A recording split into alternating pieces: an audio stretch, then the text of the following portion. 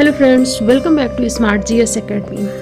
Friends, Bharat का संविधान इतना बड़ा है कि पढ़ते पढ़ते कई बार दिमाग घूम जाता है, लेकिन आज स्मार्ट जीएस एकेडमी आपको दे रहा है अनुसूचियों को याद करने का सबसे आसान और पक्का तरीका, क्योंकि याद नहीं, याद रहना चाहिए। अगर आप SSC, UPPSC, UPPCS, police, SI, लेखपाल या कोई भी कॉम्पिटिटिव एग्जाम दे रहे हैं तो संविधान की अनुसूचियां 100% पूछी जाती हैं एग्जाम में, और आज की ट्रिक के बाद आप इन्हें हमेशा के लिए याद कर लेंगे, गारंटी के साथ। तो चलिए शुरू करते हैं पहली अनुसूची से 12वीं अनुसूची तक, एक ऐसी सुपर ट्रिक के साथ जो कभी नहीं भूलेगी आपको। तो शुरुआत करते हैं पहली अनुसूची के साथ। पहली अनुसूची में क्या है, तो इसमें भारतीय संघ के घटक राज्यों यानी जो 28 राज्य हैं और संघ शासित प्रदेश यानी केंद्र शासित प्रदेश जिन्हें हम कहते हैं वो 8 है। इन क्षेत्रों का उल्लेख किया गया है पहली अनुसूची में। तो पहली अनुसूची में क्या है, भारत के संघ और जो राज्य क्षेत्र है, संघ शासित क्षेत्र है, उनका वर्णन किसमें है, पहली अनुसूची में। याद कैसे करेंगे, जैसा कि मैंने पिछले वीडियो में जब संविधान के भाग याद कराए थे, संविधान का पहला आर्टिकल याद कराया था, तो बताया था कि आर्टिकल हो पहला, संविधान का भाग हो पहला, या संविधान की अनुसूची हो पहली। सब में क्या है, सब में ही पहले भारत संघ के जो राज्य घटक और संघ शासित प्रदेश हैं इनका वर्णन किया गया है।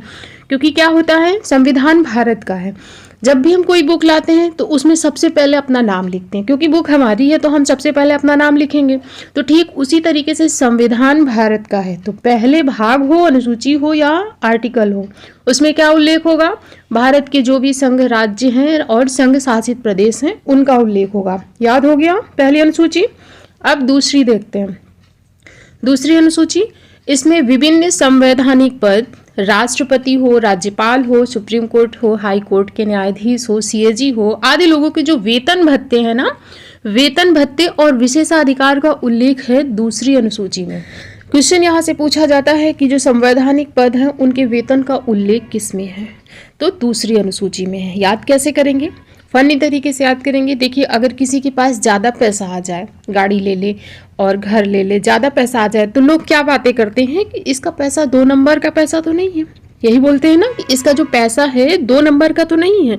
तो 2 नंबर से हो जाएगा कि जो दूसरी अनुसूची में उल्लेख किया गया है पैसे से यानी वेतन का, तो वेतन का उल्लेख है संविधान की दूसरी अनुसूची में। याद हो गया।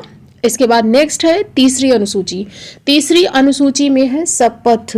शपथ में 3 वर्ड हैं, देखें, शपथ। शपथ में कितने हैं, 3 वर्ड है। तो विभिन्न पदाधिकारी जो मंत्री होते हैं सुप्रीम कोर्ट, हाई कोर्ट के न्यायाधीश के द्वारा पद ग्रहण के समय जो ली जाने वाली शपथ होती है, इसका उल्लेख है संविधान की तीसरी अनुसूची में। और शपथ में 3 वर्ड हैं, आपको कुछ भी नहीं करना, शपथ। आपको ये तो पता है कि संविधान की दूसरी या तीसरी अनुसूची के आसपास शपथ है, तो कंफ्यूजन आपका दूर हो जाएगा। शपथ में 3 वर्ड है, तीसरी अनुसूची, ठीक है। इसके बाद फिर है चौथी अनुसूची। इसमें विभिन्न राज्यों तथा संघीय क्षेत्र के राज्यसभा में प्रतिनिधित्व का विवरण दिया जाता है। यानी जो राज्य है ना, राज्य हो या संघ क्षेत्र हो, उससे जो राज्यसभा में प्रतिनिधित्व करते हैं उसका वर्णन किसमें है, चौथी अनुसूची में है। तो आपने पॉलिटी में पढ़ा होगा कि संसद के 2 सदन है, लोकसभा, राज्यसभा, जिसमें जो राज्यसभा है उच्च सदन कहते हैं इसको, और लोकसभा को निम्न सदन कहते हैं। क्योंकि राज्यसभा में जो होते हैं सीनियर लोग होते हैं, सीनियर हैं यानी बुजुर्ग हैं, और बुजुर्ग हैं तो वो चल नहीं पा रहे, 4 लोगों की हेल्प से आएंगे, ठीक है। सदन में कैसे जाएंगे, क्योंकि चल नहीं पा रहे, सीनियर हैं, तो 4 लोगों की हेल्प से वो संसद में जाएंगे, सदन में जाएंगे, राज्यसभा में। तो ऐसे हम इसको लिंक कर सकते हैं कि जो राज्यसभा का प्रतिनिधित्व है वो चौथी अनुसूची में है। और इसमें कैसे लिंक किया हमने कि इसमें होते हैं सीनियर लोग, बुजुर्ग लोग, तो इनको 4 लोगों की हेल्प की ज़रूरत पड़ती है। ये हमें याद करने के लिए सिर्फ लिंक करना है, ठीक है ना। इसके बाद फिर है 5वीं अनुसूची। इसमें विभिन्न अनुसूचित क्षेत्रों, अनुसूचित जनजाति के प्रशासन और नियंत्रण के बारे में उल्लेख है। किसमें, 5वीं में। तो अगर हम कहें कि अनुसूचित क्षेत्र यानी एससी और एसटी के नाम पे क्या हो रही है, राजनीति हो रही है, तो कहना गलत नहीं होगा। हर 5 वर्ष में सरकार आती है और आकर के क्या करेगी, झूठे वादे करेगी, एससी एसटी के नाम पर राजनीति करेगी, धर्म के नाम पर राजनीति करेगी। यही हो रहा है ना। तो एससी और एसटी के नाम पर हर 5 साल में आकर के झूठे वादे करते हैं कि हम ये करेंगे, इनके लिए ये करेंगे, और करते कुछ नहीं है, सारे वादे झूठे होते हैं। ऐसे हम लिंक कर सकते हैं कि हर 5 वर्ष में आकर के झूठे वादे करते हैं, SC ST के नाम पर राजनीति करते हैं। तो ऐसे रिलेट हो गया कि 5वीं अनुसूची में क्या है, तो SC ST यानी अनुसूचित क्षेत्र, अनुसूचित जनजाति के प्रशासन के नियंत्रण के बारे में जो उल्लेख है वो 5वीं अनुसूची में है। आपके सामने क्वेश्चन आएगा जब आपको याद आ जाएगा कि 5 वर्ष में झूठे वादे करके जाती है सरकार, तो 5वीं अनुसूची। फिर है 6वीं अनुसूची में क्या है, तो असम, मेघालय, त्रिपुरा और मिजोरम, ये 4 राज्य हैं। 4 राज्यों के जनजातीय क्षेत्रों के प्रशासन के बारे में प्रावधान किया गया है 6वीं अनुसूची में। ठीक है, तो जब पैसे, इसको हम कैसे याद करेंगे, तो इसको अगर राज्यों की बात करें, ये जो 4 राज्य हैं इसमें से क्वेश्चन जो पूछा जाता है इसमें एक दूसरा राज्य दे देता है पूर्वोत्तर क्षेत्र का, और इसमें पूछता है कौन सा शामिल नहीं है। तो जब आपको ये 4 याद होंगे तो आप कौन सा शामिल नहीं है उसको आप हटा सकते हैं। तो इसको याद करने के लिए आपको ये कोड याद रखना है, ATM में। ठीक है ना, क्या ATM में। आप कहाँ गए, ATM में। किस लिए गए, तो आपके पास पैसे नहीं है, पैसे का क्षय हो गया। क्षय हो गया यानी पैसे खत्म हो गए, पैसे का क्षय हो गया, तो आप ATM में गए। याद हो गया, लिंक हो गया कि पैसे का क्षय हुआ, क्षय से हो गया 6वीं अनुसूची, और ATM में गए तो ATM में से हो गया असम, मेघालय, त्रिपुरा और मिजोरम। ठीक है, ATM में, इससे ये लिंक हो गया। एक चीज याद रखें कि इस यम से मणिपुर को ना लिंक करना, मणिपुर इसमें शामिल नहीं है, मणिपुर को बिल्कुल भी लिंक नहीं करना है इसमें। ठीक है ना, तो 6वीं अनुसूची में असम, मेघालय, त्रिपुरा, मिजोरम के जनजातीय क्षेत्रों के प्रशासन का जो प्रावधान किया गया है 6वीं में किया गया है, क्योंकि पैसों का क्षय हो गया तो हम ATM गए। ओके, इसके बाद फिर है 7वीं अनुसूची। इसमें केंद्र राज्यों के बीच शक्तियों का बंटवारा है। कौन कौन से, तो संघ सूची, राज्य सूची और समवर्ती सूची, इसमें बंटवारा किया गया। किसमें, तो केंद्र और राज्यों के बीच शक्तियों का बंटवारा है। तो आपने देखा होगा हर घर में जब बंटवारा होता है तो 2 भाइयों में बंटवारा होता है। और क्या बंटवारा होता क्यों है, तो जब उनकी साथ में नहीं बनती है, 2 भाई हैं, दोनों की साथ में बन नहीं रही है, तो क्या किया माँ बाप ने, बंटवारा कर दिया कि आप दोनों अलग अलग रहिए और प्रेम बना रहे। तो 2 भाइयों की साथ में नहीं बनी, 7 से 7वीं अनुसूची हो जाएगा कि जब 7 में नहीं बनी तो बंटवारा तो होना ही है, तो 7वीं अनुसूची हो गया 7 से। और बंटवारा से हो गया कि केंद्र और राज्य की शक्तियों का बंटवारा, क्योंकि यहाँ पर हम पॉलिटी पढ़ रहे हैं तो केंद्र और राज्य पढ़ेंगे। लिंक हमने कहाँ से किया है कि घर में जब 2 भाइयों के बीच में झगड़ा होता है, साथ में नहीं बनती, तो बंटवारा होता है। ठीक है, अब ये सूची क्या है, संघ सूची, राज्य सूची, समवर्ती सूची, ये क्या है, तो संघ सूची, इसमें उल्लेखित विषय पर कानून केंद्र सरकार द्वारा बनाए जाते हैं। ये भी क्वेश्चन पूछ लिया जाता है कि संघ सूची में जो उल्लेखित विषय हैं इन पर कानून बनाने की शक्ति किसके पास है, केंद्र सरकार के पास है। ठीक है, अब इसमें मूल संविधान मतलब जब संविधान लागू हुआ 26 जनवरी 1950 में, तो उस समय इसमें 97 विषय थे मूल संविधान में। वर्तमान की बात करें तो इसमें 100 विषय हो चुके हैं। ठीक है ना, फिर है राज्य सूची में मूल संविधान में 66 विषय थे, वर्तमान में 61 विषय हैं, कम हो गए हैं। और राज्य सूची के विषय पर कानून कौन बनाएगा, राज्य बनाएगा। राज्य सूची के विषय पर कानून बनाने की जो शक्ति है वो राज्य के पास है। और समवर्ती सूची, इसमें कानून दोनों बना सकते हैं, राज्य भी बना सकता है और केंद्र भी बना सकता है। लेकिन एक चीज पूछी जाती है क्वेश्चन कि अगर दोनों ने कानून बनाया और दोनों में टकराव हुआ तो किसका कानून मान्य होगा, जिसने भी बनाया है तो राज्य का मान होगा या केंद्र का। तो अगर दोनों के टकराव की स्थिति बनती है, दोनों ने कानून बनाया और टकराव हुआ, तो ऐसी स्थिति में जो केंद्र का कानून है वो मान्य होगा। ठीक है, तो संघ सूची, राज्य सूची, समवर्ती सूची में मूल संविधान में 47 विषय थे, वर्तमान में 52 है। तो ये हो गया शक्तियों का बंटवारा जो 7वीं अनुसूची में है। फिर हम देखते हैं 8वीं अनुसूची। 8वीं अनुसूची, इसमें भाषाओं का उल्लेख है मूल रूप से, यानी संविधान जब लागू हुआ तब इसमें 14 भाषाएं थी, वर्तमान में 22 भाषाएं हैं। तो 14 से 22 कैसे हुई, संविधान संशोधन के माध्यम से ऐड हुई, क्योंकि संविधान में कुछ भी ऐड करना है, कुछ भी हटाना है, उसके लिए संशोधन होगा। तो 14 से 22 भाषाएं हुई, तो इसके लिए भी संशोधन हुआ। कौन कौन से संशोधन हुए, पहले तो 21वां संशोधन हुआ 1967 में, इससे सिंधी भाषा को ऐड किया गया। इसके बाद फिर 71वां संविधान संशोधन होता है 1992 में, इससे नेपाली, मणिपुरी और कोकड़ी को ऐड किया गया। इसका एक कोड है नमक से आपको ये तीनों याद रहेंगी कि 71वें संविधान संशोधन से नमक जोड़ा गया। नमक यानी नेपाली, मा से मणिपुरी, का से कोकड़ी।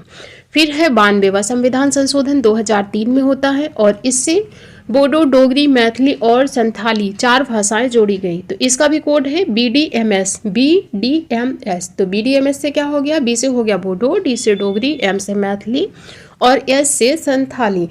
तो भाषाओं का उल्लेख किस में है, 8वीं अनुसूची में। अब आप सोचिए कि अगर आपको 22 भाषाओं का ज्ञान हो तो क्या होगा, आप ठाठ से रहेंगे, ठाठ से रहेंगे ना, क्योंकि आपको 22 भाषाओं का ज्ञान है इसलिए आप ठाठ से रहेंगे। ठाठ से हो जाएगा 8। तो भाषाओं से आपको ये चीज़ लिंक करना है कि अगर किसी को 22 भाषाओं का, संविधान की 8वीं अनुसूची में भाषाओं का उल्लेख है, वर्तमान में 22 भाषाएं हैं और अगर 22 भाषाएं किसी को आ रही हैं तो वो ठाठ से रहेगा, ठाठ यानी 8। तो 8वीं अनुसूची याद हो गया। इसके बाद फिर है 9वीं अनुसूची। अब याद रखें मूल संविधान में 8 अनुसूची ही थी, इसके बाद 9वीं, 10वीं, 11वीं, 12वीं संविधान संशोधन से ऐड की गई। तो ये मैं बताऊंगी कौन से संविधान संशोधन से कौन सी ऐड की गई। पहले 9वीं देखते हैं। 9वीं को पहले संविधान संशोधन 1951 के द्वारा इसमें ऐड किया गया और इसके द्वारा राज्य द्वारा संपत्ति के अधिग्रहण की विधियों का उल्लेख किया जाता है इसमें। 9वीं में अगर कोई बोले, इसको याद कैसे करेंगे, अगर कोई बोले कि इसकी संपत्ति यानी राज्य की संपत्ति हड़प लो, आपसे कोई बोलेगा कि राज्य की संपत्ति यानी सरकार की कोई संपत्ति है और आपसे बोला जाए कि आप इसको हड़प लो, तो आप क्या बोलेंगे, नो, नहीं, गलत बात है, ये नो बोलेंगे ना। तो संपत्ति हड़पना गलत बात है तो नो बोलेंगे आप, नहीं हड़पेंगे, नो। नो से हो जाएगा 9वीं। 9वीं जोड़ी गई 1951 से और इसमें है क्या, तो संपत्ति के अधिग्रहण की विधियों का उल्लेख किया गया है, ठीक है। फिर है 10वीं। 10वीं में है दल बदल संबंधी प्रावधान और 10वीं अनुसूची को 52वें संविधान संशोधन 1985 से ऐड किया गया।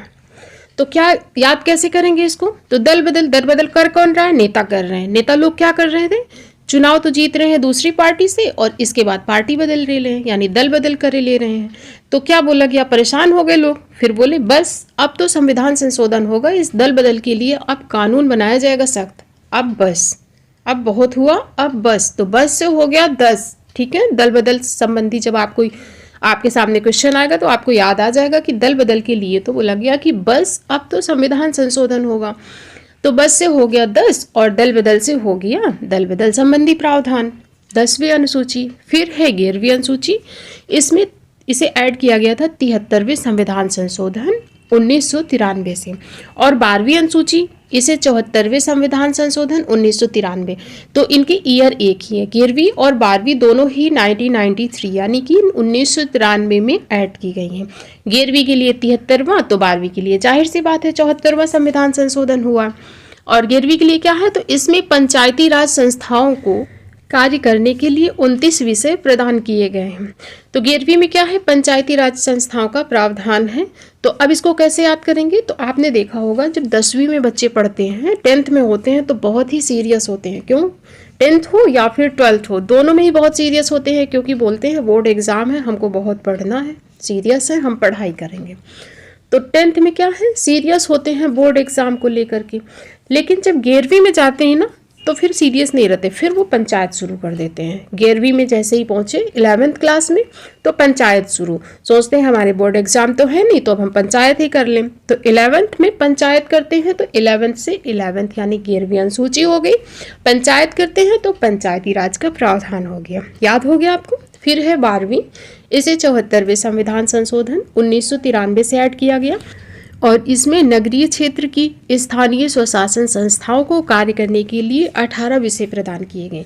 तो कभी कभी ये विषय भी पूछ लिए जाते हैं कि इसको कितने दिए गए हैं, तो याद रखना जो ज़्यादा है 29 विषय वो दिए गए हैं गांव को, पंचायती राज को, और नगरीय क्षेत्र को 18 विषय प्रदान किए गए हैं, ठीक है। इसको कैसे याद करेंगे, तो इसे भी हम लिंक करेंगे पीछे से। 11th में हमने देखा कि बच्चे पढ़ नहीं रहे थे, 11th में पंचायत कर रहे थे, बोल रहे थे हमारा बोर्ड एग्जाम तो है नहीं तो हम नहीं पढ़ेंगे, हम तो पंचायत करेंगे।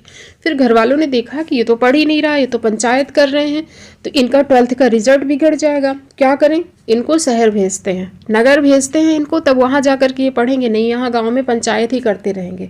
तो 12th में क्या किया, पेरेंट्स ने उनको नगर भेज दिया कि भाई नगर जाओ, आप वहीं जा कर के पढ़ाई करो और 12th का रिजल्ट बनाओ, नहीं तो फेल हो जाओगे। तो 12th से हो जाएगा 12वीं अनुसूची और 12th में कहाँ भेजा गया पढ़ने के लिए, नगर भेज दिया गया। तो नगरीय क्षेत्र की स्थानीय स्वशासन संस्थाओं को कार्य करने के लिए 18 विषय प्रदान किए गए हैं। तो ये हो गई संविधान में वर्णित 12 अनुसूचियां, जिनको मैंने बहुत ही अच्छे से याद कराने की आपको कोशिश की है। उम्मीद है आपको याद भी हुआ होगा। अगर याद है तो अब इसका आंसर आप करेंगे कमेंट बॉक्स में कि 8वीं अनुसूची में किसका उल्लेख है। संविधान की 8वीं अनुसूची में किसका उल्लेख है, क्या प्रावधान किया गया है, इसका आंसर देना है आपको कमेंट बॉक्स में। और वीडियो पसंद आया तो उसको लाइक भी कर दीजिए, चैनल को सब्सक्राइब कर लें और प्यारा सा कमेंट भी कर दें। Thank you.